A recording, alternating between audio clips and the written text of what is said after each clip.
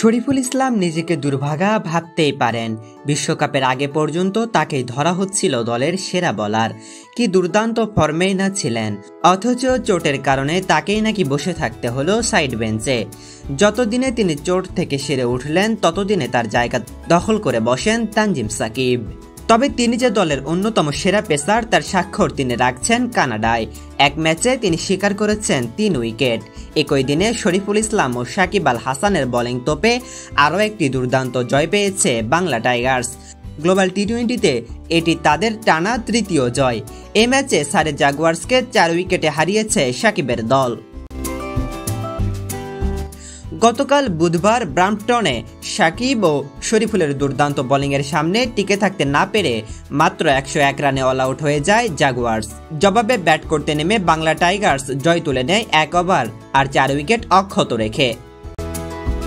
এদিন টসে জিতে ব্যাট করতে নামা জাগুয়ার্সকে শুরুতেই চেপে ধরেন শরীফুল ইসলাম। নিজের প্রথম আর ইনিংসের দ্বিতীয় ওভারে বোলিংয়ে এসেই সুনীল নারিনের উইকেট তুলে নেন বাংলাদেশি পেসার। পাঁচে নামা ব্যাটার ব্র্যান্ডন ম্যাককুলেনকে রহমানুল্লাহ গুরবাজের হাতের ক্যাচ বানান সাকিব।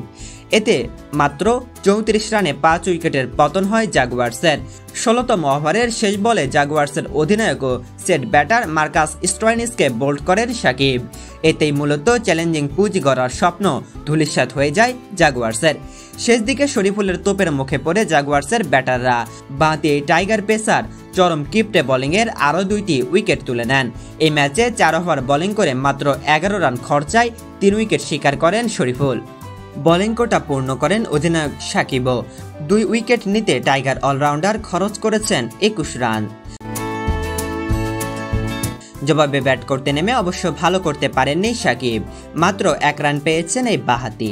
মোহাম্মদ ওয়াসিম ও ইফতেখার আহমেদের কিছু রান করে বাংলা টাইগার্সকে সামনে এগিয়ে আনছিলেন।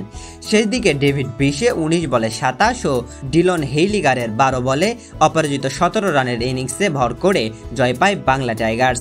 এ জয়ের ফলে 4 ম্যাচে 6 পয়েন্ট নিয়ে টেবিলের 2 নম্বরে আছে বাংলা টাইগার্স।